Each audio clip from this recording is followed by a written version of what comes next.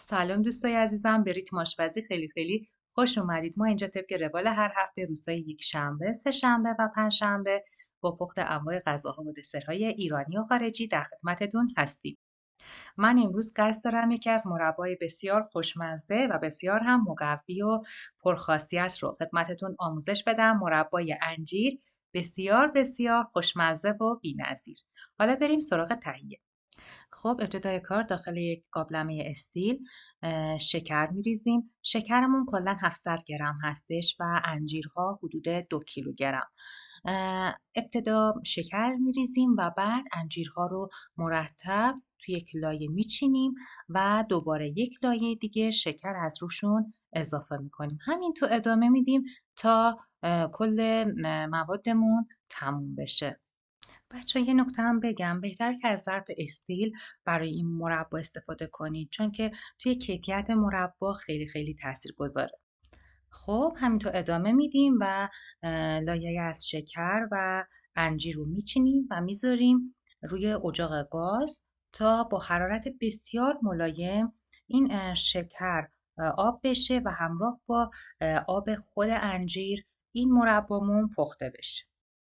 اگه میوه‌هاتون خیلی رسیده باشن، دیگه نیازی به اضافه کردن آب جوش براش وجود نداره و بهتره که با آب خودش پخته بشه. یعنی ما حرارت رو خیلی کم میکنیم تا خودش آب بندازه همراه شکر.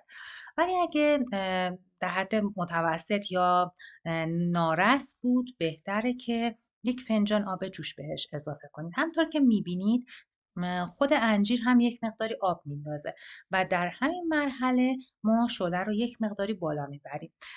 بالا بردن شعله توی این مرحله خیلی مهمه، چون اگه شعله پایین باشه باعث میشه که مرباها حالت خیلی له و لورده‌ای داشته باشن، ولی وقتی که شعله رو بالا میبریم و این مربا شروع میکنه به جوشیدن باعث میشه که خیلی کیفیت بهتری رو داشته باشیم. همونطور که توی تصویر میبینی شکرها کم کم با آب انجیر مخلوط میشن و یک شیره انجیر بسیار خوشمزه رو هم خواهیم داشت. یکی هم بچه دقت داشته باشید که از قاشق تخته‌ای برای درست کردن این مربا استفاده بکنید که اونم حتی توی کیفیت خیلی میتونه موثر باشه.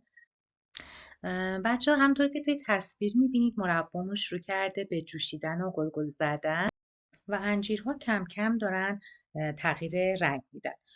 بچه دقت داشته باشین که توی این مربا نیازی نیستش که ما جوهر لیمو استفاده بکنیم. در واقع جوهر لیمو یا آب لیمو برای این مربا باعث ترش شدنش میشه. بهتر که استفاده نکنیم و برای اینکه این مربامون خوش رنگ بشه بهتر که مدت زمان جوشیدنش رو کمتر بکنیم. و من براتون فیلم برداری کردم و تمام مراحلش رو نشون میدم که در چه حدی برسه ما شعله رو خاموش میکنیم تا زیاد نجوشه و مربامون خیلی خوش آب و رنگ از آب در بیاد. خب همینطور که تو تصویر میبینید کم کم دیگه داره انجیرامون تغییر رنگ میده و آماده میشه مربامون. بچه یه نکته خیلی مهم بگم، نیاز نیستش که انجیرها کاملا تیره رنگ بشن تا ما شعله رو خاموش کنیم. در حدی که یک مقداری تغییر رنگ بده کافیه، چون تغییر رنگ اصلی زمانی اتفاق میفته که ما شعله رو خاموش میکنیم و اجازه میدیم که استراحت بکنیم. خب الان دیگه آماده است، ما شعله رو خاموش میکنیم و بعد از 1 روز کامل استراحت شما میبینید که بله مربای انجیرمون آماده است. من توی ظرف مناسب سرو کشیدم، تقدیمش میکنم خدمت دوستای عزیزم. امیدوارم که این مربای بسیار پرخاصیت و خوشمزه رو تهیه بکنید و همراه خانواده‌تون صرف بکنید.